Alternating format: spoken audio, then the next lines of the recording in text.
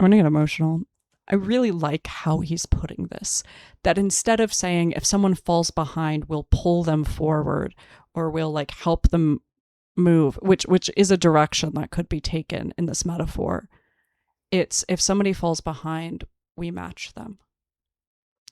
That we need to stop taking the one who is pushing the hardest as what we have to match and pushing ourselves to the person who is the pushing the hardest. And instead, we have to look at who is struggling the most and go back and meet them so that we can support them.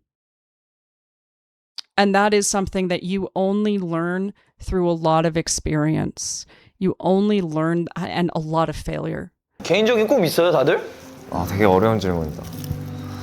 Oh, don't talk about dreams. 이유는 꿈 있어? 나는 이런 스트레이키즈라는 팀의 소속감을 계속 갖고 싶어. 내 개인적인 꿈. 난 소속감이 주는 안정감이 좋아. 그냥 진짜 나이 많이 들 때도. No, I can't do this. Okay. Y'all are already so enmeshed. How much more belonging is there to create here? I'm it's very cute, and I'm also like a little like is that really what you need? Is more of them? 많이 들 때도 그냥 같이 시간을 보낼 수 있는 그런 기회가 좀 많이 있었으면 좋겠어. Oh, even when we're old, I hope that we just spend time together. Oh, no. 그런 꿈이 좀 제일 큰 것 같아. 다 같이 The dream is...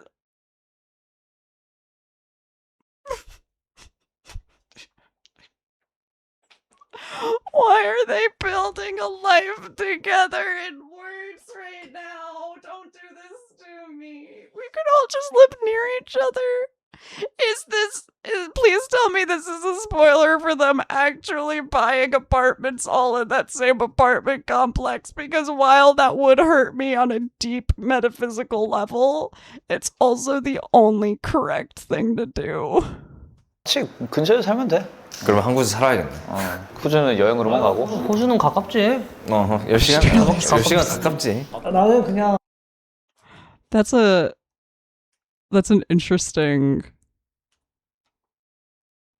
interesting thing for Felix to say. 되게 큰 것 같아. 다 같이 근처에 살면 돼. And I'm not going to 그럼 한국에서 speculate on like why he's saying that.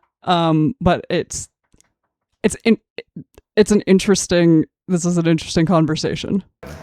호주는 여행으로만 가고. 호주는 가깝지. 10시간 가깝지. 나는 그냥 각자의 건강적인 건 당연한 거고 이제 군백기가 있을 건데 우리 멤버들 잘 이겨냈으면 좋겠고 스테이도 함께 같이 이겨내줬으면 좋겠다.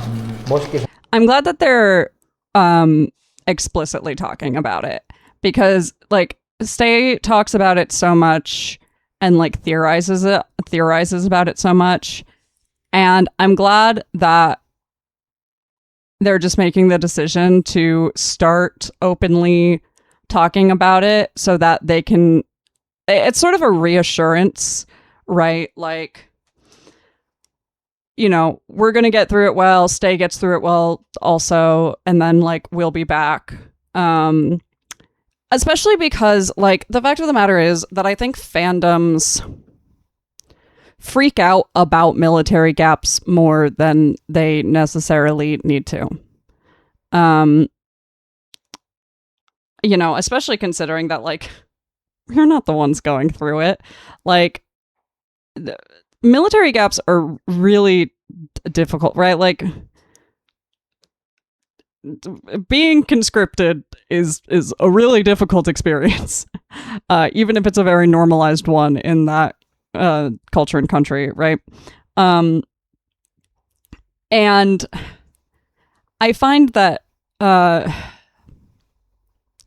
the way that a lot of Stay talk about it is very dramatic from like our perspective. The fact of the matter is that it is normal for celebrities and artists to not to take kind of a break for a couple years, right? That is a normal experience outside of K-pop. And now inside of K-pop, right? Like inside of K-pop, it's also a normal experience. Every group will go through it. And now there's also a bunch of ways that people will basically like preload content to maintain a fan base while like there are members out for military service. We will be fine. There is so much Stray Kids content, right? When the military break starts for me, I will finally have time to sit down and like do all the other things I've wanted to do. Watch all of the lives I've missed, like I have not watched. There's so much fucking content that most people have not experienced. We will be fine. We will be fine. It will be okay. It is not a big deal as far as like your life experience and the fandom. It is a big deal for the boys, obviously, but like we're not even really going to know in what ways it's a big deal because that's just not really what's going to be talked about. So I'm glad that they're explicitly talking about it to help, I think, sort of soothe some of those pains, right?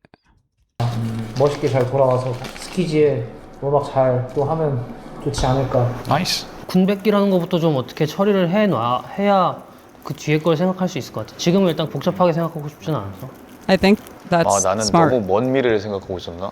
나의 40, 50대 생활을 Thinking 생각하고 all the way 있었나? to my 40s and my 50s. 그것도 꿈이지. 난 그게 또 잘못된 거 아니야? 근데 내가 군대 얘기한 이유는 뭐냐면은 40대, 50대 뭐 한다 해도 내가 군대 가서 생활이 달라지면 어떤 마인드가 들지 모르겠어가지고 지금으로서는 I think that's very wise. I often tell people, like, you can think about what you want in the far future. And I think that it's helpful to think about in the far future, you know, what's going to be sustainable and what's going to be healthy as far as like concepts of what will bring you joy. Obviously, right? Like the concept of, you know, do I want kids or not at some point in my life based on what makes sense for me and my partner in my life and things like that.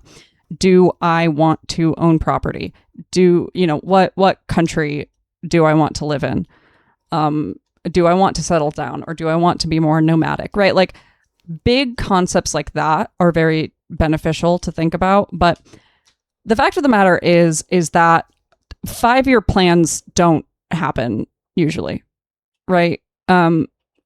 It is difficult often for us to even know what 6 months from now is going to look like in our lives. And this is something that Seungmin has actually talked about with Stray Kids, is that there are some ways in which their days are very rote, much more than other people. Their lives are very planned in a way that a lot of people's lives aren't, right? They know what their work year consists of at the beginning of the year.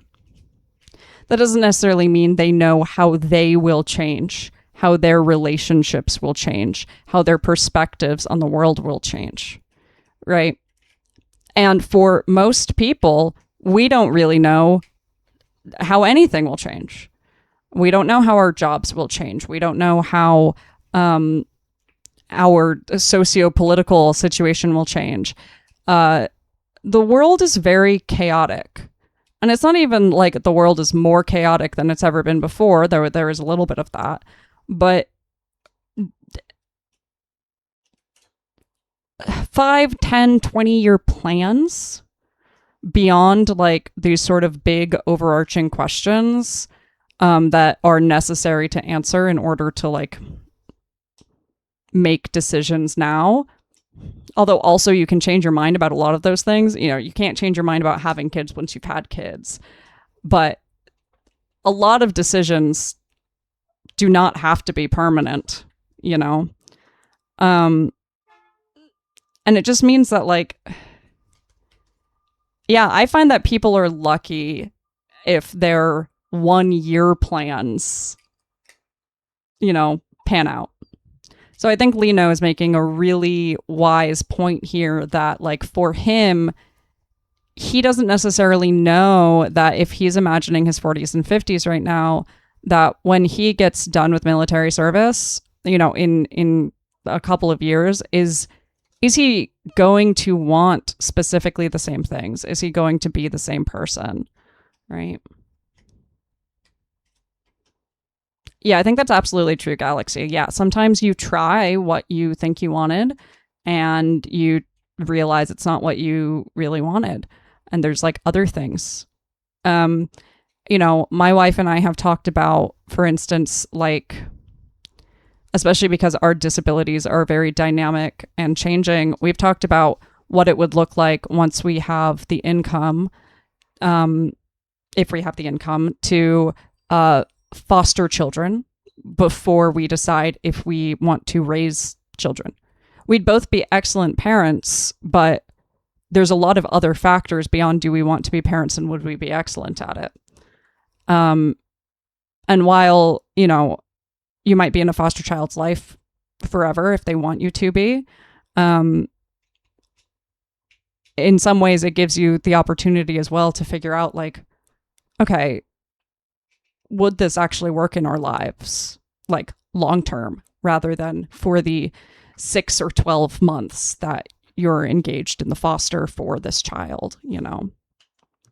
So there are ways as well to work with certain systems to figure out if the things that you dream of will actually feel good based on the whole of your situation and not just what seems like what you would want in a more ideal situation, you know? 그냥 제일 큰 산이 그거니까 라고 얘기하는 거지. 나는 그 한 2층짜리 작은 집에서 도마뱀을 많이 키우고 Headache. 아 그래도 No, that's so 나는 good. 개인적인 꿈 얘기하라고 그래서 난 진짜로 아까 No, that's so real. Oh my God. I love him. I love him so much. He just wants to be a lizard dad. Instead of being a cat mom, he wants to be a lizard dad.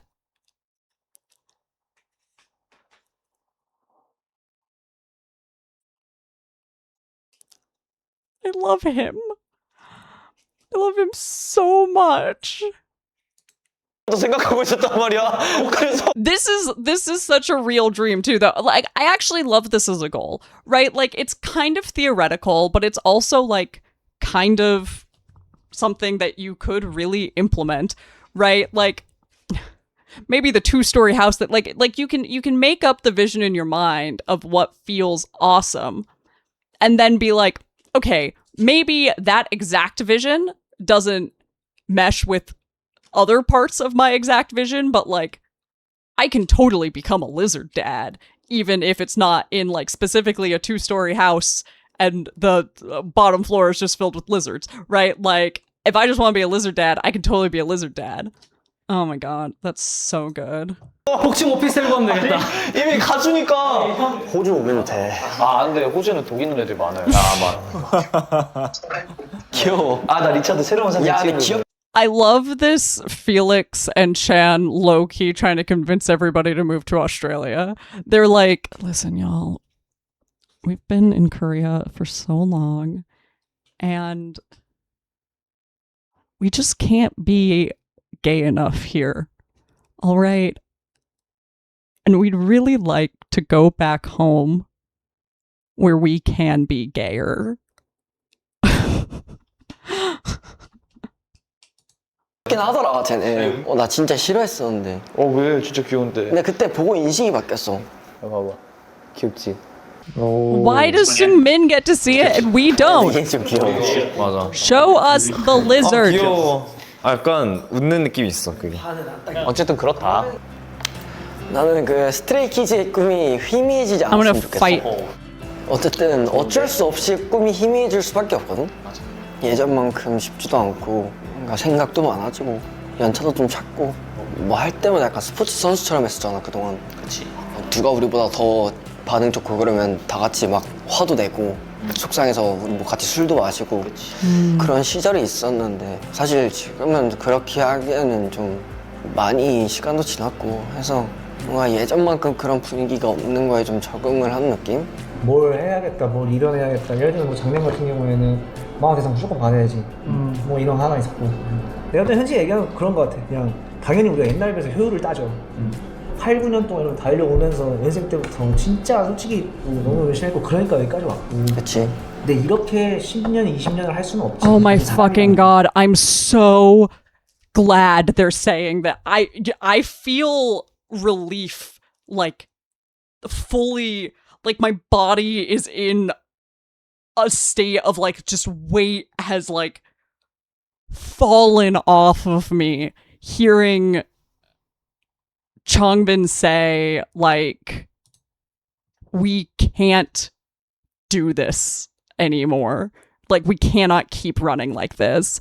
Like hearing them be like we were so focused on achievement and it was so painful when we didn't get that achievement, and now that is like having that same feeling is too much, especially when we've already achieved so much. And hearing Changbin just openly admit like we've been pushing and we can't, it is not feasible to keep doing this. Holy shit. Like y'all know how much I worry about the way that they have been overworked and overworked themselves. And obviously this is like a cultural issue as well, right? It's a cultural issue in many cultures, but like yeah, like having them actually admit that is it's so relieving. 분명히 몇 개월에 또 10년, 20년을 할 수는 없지. 사실 사람이라는 게. 못하지. 분명히 몇 개월에 또 신임이 필요하고 거기서 또 자기가 느끼는 게 있고 거기서 나갈 수 있는 그게 있는데 거기서 너무 한 명이 여기 있는데 한 명이 너무 여기 있지 않았으면 좋겠는 거지. 미쳐주면 이렇게 또 맞춰줄 수 있는 거고 또 같이 나가. That's really beautiful. I really like... I'm gonna get emotional. I really like how he's putting this. That instead of saying if someone falls behind, we'll pull them forward or we'll like help them move, which is a direction that could be taken in this metaphor. It's if somebody falls behind, we match them. That we need to stop taking the one who is pushing the hardest as what we have to match and pushing ourselves to the person who is the pushing the hardest. And instead, we have to look at who is struggling the most and go back and meet them so that we can support them. And that is something that you only learn through a lot of experience. You only learn and a lot of failure. What that tells me, honestly, is that they have been in situations where they have tried to do it the other way, right? What that tells me is that they are actively thinking about the times that people have not been able to push the same way or have had to step away or, you know, and they have just kept pushing and like trying to help out the other person, but, you know, instead of pulling back, just trying to figure out like, what do we do to like help them go a little bit faster or like pull them forward, and realizing that that doesn't work. Most people do not get to this mindset without having fucked it up.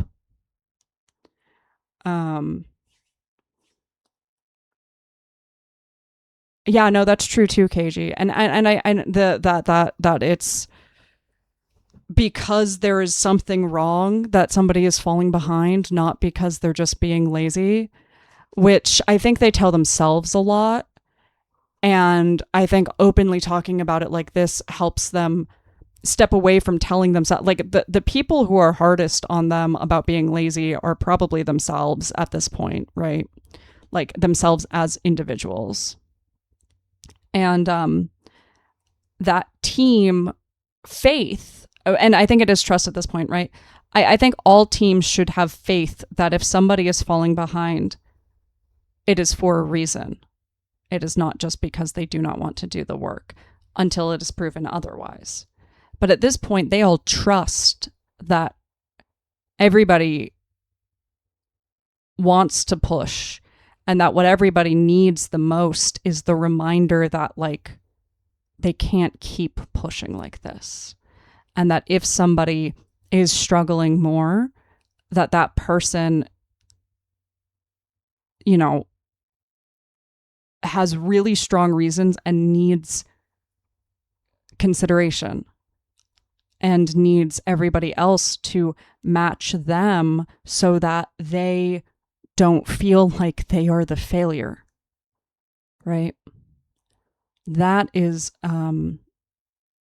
that's such a healthy mindset. And it's honestly, like, this is a big shift in what I'm seeing about how they're talking about work and how they're talking about the future and how they're talking about, like, the concept of success. This is a big shift from what we've seen from them before.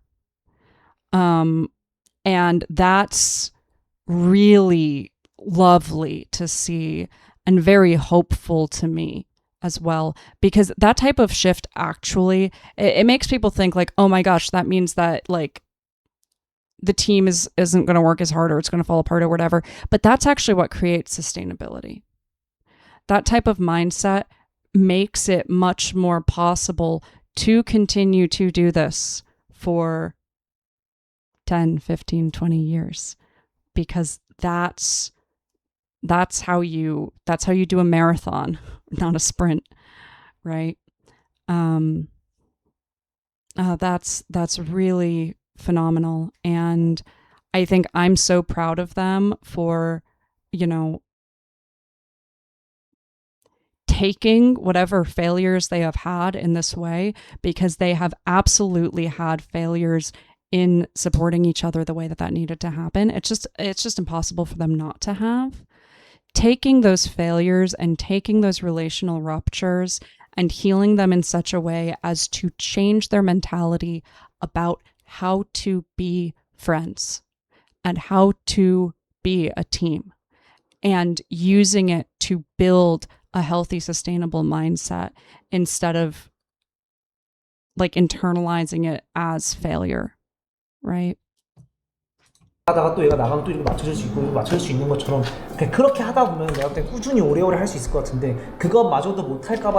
And I'm sure that this is also something that, like, Seungmin specifically needs to hear so much right now, right? Like, I'm sure this type of speech was something that, like,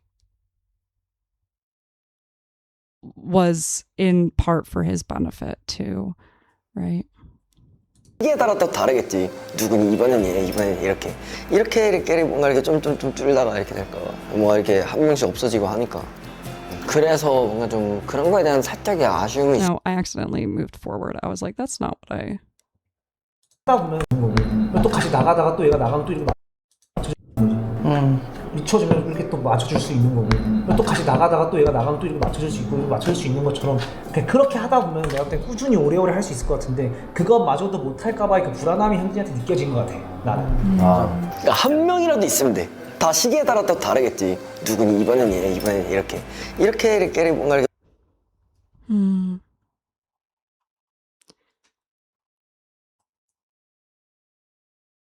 Yeah. So I just wanna. 꾸준히 오래오래 할 수 있을 것 같은데 그것마저도 못할까 봐 그 불안함이. Yeah, like, so Hyunjin is so attached to this team, right? I can see how that fear could really kick in, that you know, they won't manage to keep going. That even if we adjust to people, 그렇게 하다 it won't be 보면 enough. 꾸준히 오래오래 할 수 있을 것 같은데 그것마저도 못할까 봐 그 불안함이 형진한테 느껴진 것 같아. 나는. 그러니까 한 명이라도 있으면 돼. 다 시기에 따라 또 다르겠지. 누구는 이번엔 얘, 이번엔 이렇게 뭔가 이렇게 좀 줄다가 이렇게 될까 봐. 뭔가 이렇게 한 명씩 없어지고 하니까. 그래서 뭔가 좀 그런 거에 대한 살짝의 아쉬움이 있었던 거지. 뭐 서로 잘 잡아가자. 뭐 그런 생각으로 얘기를 했던 거야. Okay, that's how emotional. This,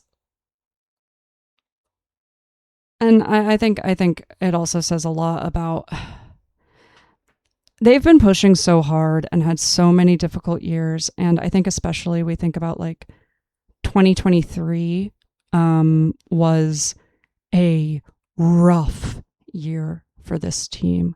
2023 was a really, really hard year, and for many reasons. And, you know, I don't know that they feel like they got enough of a break, because I mean, even when we were watching the documentary from the World Tour, a lot of them were struggling with, you know, various, like, what am I doing? And, you know, I think world tours are really, really difficult. They always sort of have this difficult time during world tours. I think that also they've just been through a fucking lot. And I can see Hyunjin sort of seeing, like, yeah, that fear that people fall behind, and if we don't move to match them, if we don't focus on, like, okay, what is making them slow down, what is making them not be as passionate, is it natural and normal, or are we going to be losing people, or is there something that means that our team is losing the bond that keeps them wanting to stay together? And if so, like, what is it? Is it actually a lack of passion? Is it overwork? Is it something else? And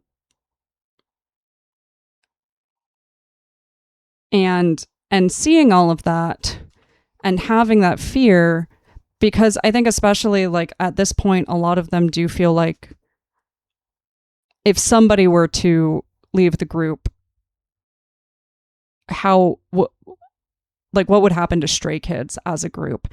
And I think especially as somebody who like was wondering if he needed to leave, right? Like who didn't lose his passion and was wondering that and felt like the one who was behind, like that's also where he's speaking from. And just that, like, knowing that he wants everybody, he says keep them in check, but it sounds a little bit more like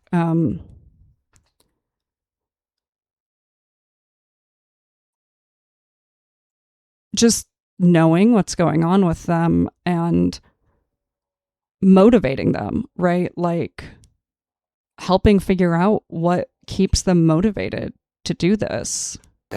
뭐 이렇게 한 명씩 없어지고 하니까 그래서 뭔가 좀 그런 거에 대한 살짝의 아쉬움이 있었던 거지. 서로 잘 잡아가자. 뭐 그런 생각으로 얘기를 했던 거야. 어린 나이에 가질 수 있는 거 너무 많이 가졌어. 진짜 복에 겨웠지 사실상. 너무 감사하게 살고 있는 거야. 근데 결국엔 근본이 없는 상태에서 그거 다 이루고 나서 분명 공허할 거다, 허할 거다. 맞아.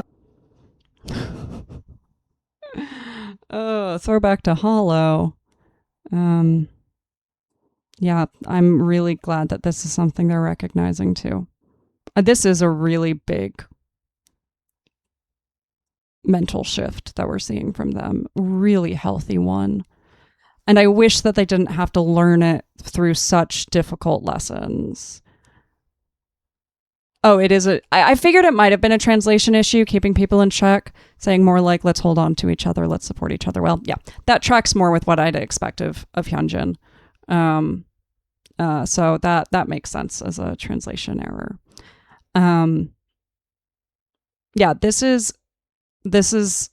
such a healthy transitional mindset.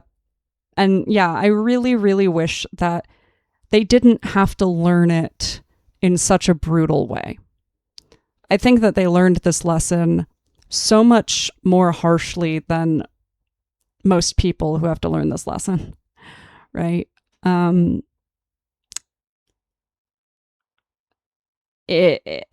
luckily, right, they're in an environment where they could. I've had a lot of clients who had to learn this lesson, and the way they had to learn it was when they were 35, they came to therapy, and I spent 2 years doing intensive therapy with them to learn this lesson, right? Their environment was not set up so that they could learn this lesson through companionship and through mutual care and through community. So I'm glad that they have the environment of people who love each other. They have the environment of being around each other who love each other so much, even when things are really, really fucking hard. And probably some of them have stayed on the team, being idols, doing what they're doing because they love each other, right? Like, probably some of them have considered if this makes sense for them as a career and have said, I can't leave these people behind. As I said in a different stream, I think a couple weeks ago, right, community accountability is the most effective form of accountability, sometimes to a highly detrimental degree, because people will stay in a community that is, you know, the environment is hurting them just because they love that community so much. But it also is true that that is something that, like, can really help and support when things are hard and you haven't figured out how to really person yet, because 22-year-olds, 23-year-olds, they don't really know how to people yet. You know, they're still learning how to be a person and how to survive and how to thrive. Sometimes that keeps you in something that would be easy to try to flee from, but that actually does make you feel better to stay in it, right? So it can be a force for good and a force for less good. They are in an environment, at least with each other, where their team is based in love. And that has allowed them to learn this lesson collectively based on a lot of struggle, but not everybody learns this lesson, right? So that's really positive. 그거 다 이루고 나서 분명 공허할 거다, 허할 거다. 맞아. 난 그거 너무 확실해. 그건 너무 확실해. 확실해. 그런 걸 잊지 않았으면 좋겠네. 전체적으로. 그런 얘기 있던데 막 은퇴한 가수들이나 아티스트 보면은 제일 그리워하는 게 무대래. 사람들 앞에서 서는 그 광경이 제일 그립다. 맞아. 아 근데 진짜 투어 돌다 보면은 이거 안 설 자신이 있을까? 다음에 그치. 나중에 정말로 내가 이걸 평생 동안 안 할 자신 있을까? 이 광경을 그 유튜브로만 그냥 추억 삼을 수 있을까? 무조건 서고 싶을 것 같아. 날 거면 다 같이 술 한번 마시자. 그래. 한번 또 곱창집에서 슬슬 얘기할 때가 되긴 했어. 그래. 아무튼 이제 런잇도 나왔고 런잇도 나왔다는 뜻은 이제 뒤에 앨범이 나온다는 거니까. 하지만 앨범뿐만 아니라 우리 이제 콘서트도 있고 투어도 있고 등등 뭐 많으니까 페스티벌 뭐 승리는 빨리 회복하고 연말. 우리도 최대한 다치지 말고 건강하고 한번 파이팅 한번 해봅시다. 파이팅 해보자. 야, 파이팅 해보자. 승리야, 손. 야, 승리야. 쉴때 쉬고 할 때 하자. 네. 쉬고. 자, 하나, 둘, 셋, 화이팅! 스테이 생일 축하해!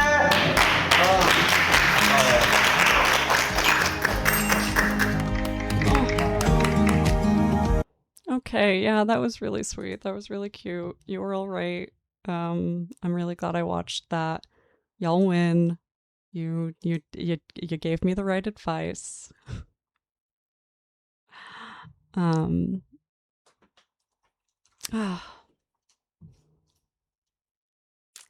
Yeah, I'm so glad to see that. I'm so glad. You know, that they are making that mind shift change. You know, Changbin continues to have such incredible wisdom about what people need and how people function, right? And how teams work. Truly, his leadership skills are very impressive. And he keeps talking about how he doesn't understand what like he couldn't be a leader. His leadership skills are truly phenomenal, right? Maybe the detailed logistics stuff or whatever would not be his boat, I don't know, but he is a wonderful like team lead. Absolutely incredible. And it sounds to me like he has probably spent a lot of time talking to Hyunjin about Hyunjin's anxieties for the group and about the group and his fears for them. And you know, I also wonder how much of this relates to, you know, they've talked a little bit about the contract re-signing and that it was not necessarily easy. And it also makes me wonder, you know, so 2023 was a really hard year, especially because they were coming up on contract re-signing, right? So they needed to push to have leverage. And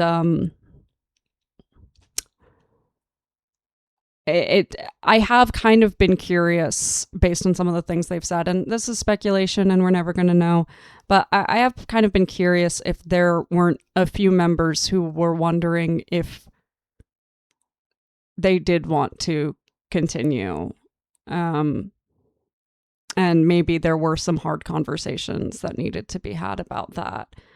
And I could see that laying groundwork for fears from many people in the group that, you know, maybe this isn't long term, maybe it does degrade, and really having to sit down and ask a lot of questions about like, okay, we're signing another contract. It's probably, you know, whatever, 5 years, 7 years, something like that. We are getting into it. Why would some people say no? Like, what are the things that would result in that? And having to really sit down and figure out, like, how do we make this sustainable? What isn't sustainable? Like, what would we need in this contract for you to be able to say, like, yes, I can commit to this for this amount of time. And then beyond the contract, like, okay, what do we need to do for each other to make sure that people's passion doesn't get destroyed by their fatigue? Because fatigue destroys passion, right? Passion and motivation, right? Passion and motivation are two different things, but passion really helps motivation. It helps dopamine. Fatigue destroys dopamine, right? Fatigue makes it so that you have to really expend dopamine on fucking every single thing you have to do.